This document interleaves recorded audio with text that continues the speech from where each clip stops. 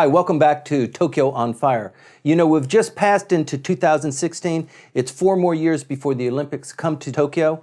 There's a lot of preparation going on, and now you can begin to see the preparation in budget pronouncements. You can read it in the newspaper. A lot of things at the structural level are going on. One of the beautiful things about living in Japan is that as you live here, you can see and feel society change. Michael, a lot is now going on with the Olympics. They've begun to designate a couple of hospitals, Olympic hospitals, so that the doctors and nurses can speak English or Farsi or whatever, but they're trying to accommodate the massive flow of foreigners who will be visiting the islands. It's really something that's happened really rapidly. My sense is that until last fall, there was really no movement.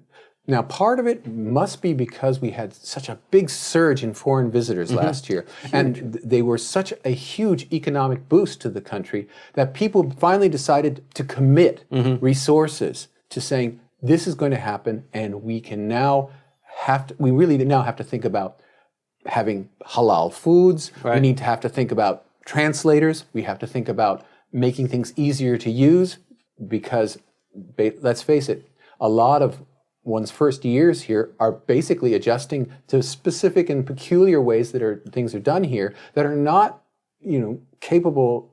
They're not transferred to the outside world, and basically it's a peculiar, unique kind of environment that you have to adapt to. Well, when you come into Japan, you have to be here. Stuff that you have to deal with, it might be in a tour book, but until you're here and you're bodily, physically experiencing it, you really can't learn how, walking on the other side of the street or, using chopsticks for 3 meals a day. Well, those are the simple things that you could start doing. Though I would not try to look the wrong way when crossing the street. But in this case, the infrastructure, the thinking about how foreigners view coming to Japan has really been underdeveloped. Right. And when you compare it to other countries around the world, which have sought to make things as easy as possible for incoming people. We have so many very small roadblocks. And the amazing thing has been watching those things being overcome really rapidly. Now, the government is still kind of confused, in my opinion, about what it wants to do. We finally have a design now. There's been some problems about that. You're right. The stadium design initially, and it was a topic on Tokyo on Fire maybe 2 months ago, but the stadium design was deemed to be way too expensive. It was more than $1 billion. The Tokyo government had their share of the cost obligation. Which they gagged. Right. They said, we're not going to pay this. And because of that, the whole design collapsed and they started from zero.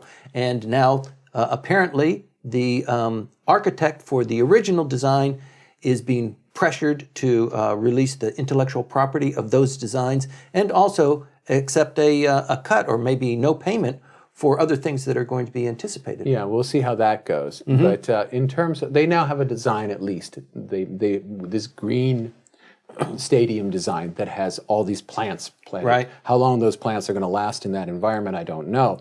But at least for the Olympics, it's going to look great. But that's actually been a shuddering, ugly process to watch, and it's had all kinds of losses. In fact, the youngest person that's a member of the committee, Toyoda Akio, the head of Toyota Motors, opted out just before the stadium decision, and that looked bad because he was supposed to bring vitality and the corporate sector into it, and suddenly there's a big hole in the directing committee.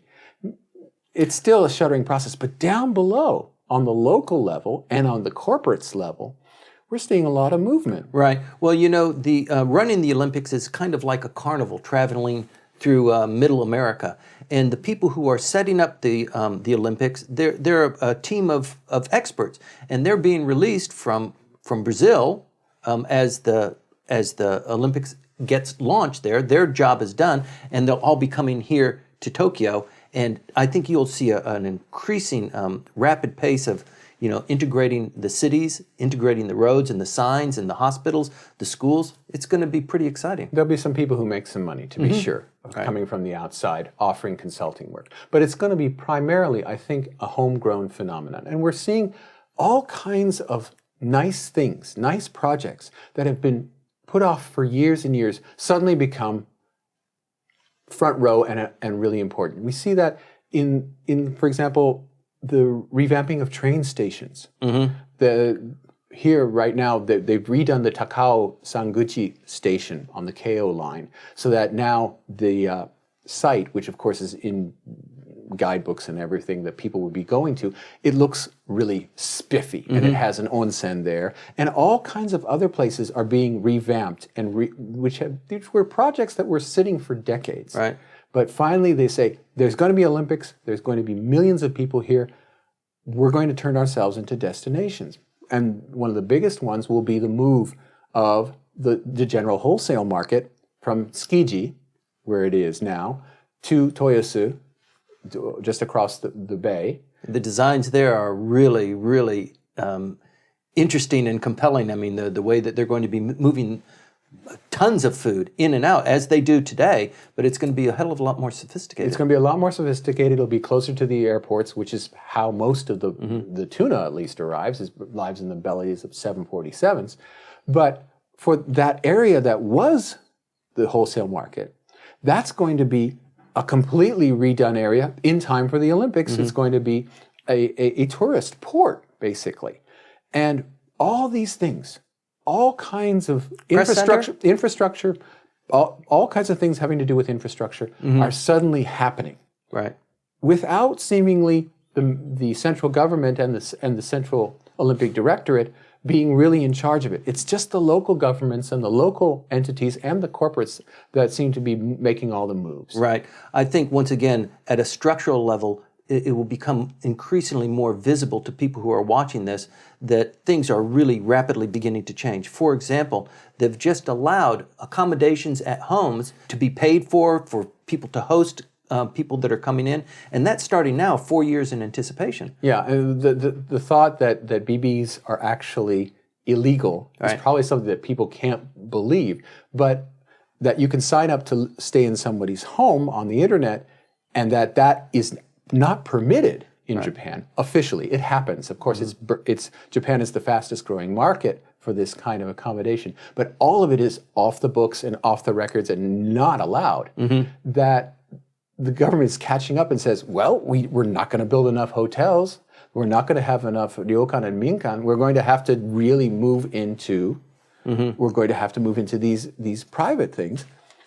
It's really fascinating to watch how the Olympics has finally broken through a lot of regulations and a lot of things that should have been fixed a long time ago. Like there's this issue about signage in Japan. They've been working on how to write things using Roman letters so that people can understand what this object is.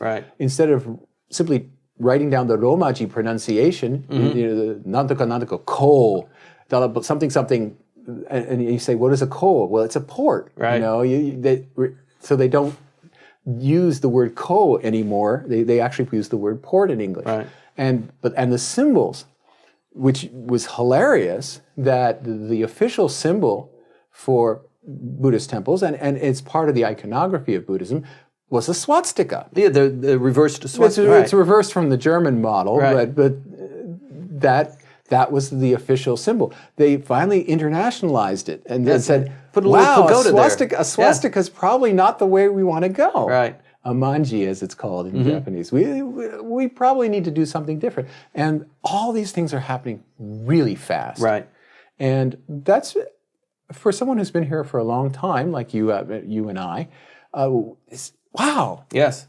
Well, I mean, foreign visitors come and, family come and visit, and they always complain about the same thing, Even though I'm in downtown Tokyo, I get lost. The signs, the maps, they're not understandable. I can't read them. I can't read the schedule of the trains that come on time. How do I find my way? And these things are being addressed in a very rapid pace. You remember in 1964 how the Olympics then transformed Japan, and I think, increasingly people at the policy level too have this dream and this vision that it is going to transform us.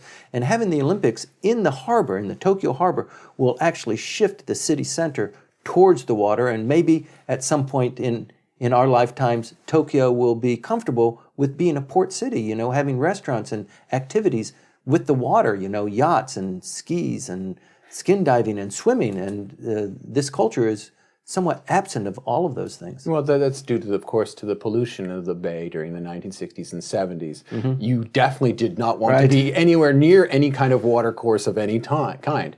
That's probably is the case in China today. You probably would want to be on the top of the hill instead. But you're right. It's going to really change the geography and of how everything is placed in the city.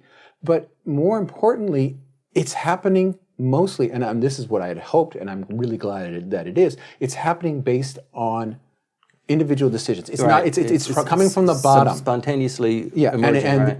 One gets the impression when one reads stories about, when one reads the histories of the 1964 Olympics, that it was really top down.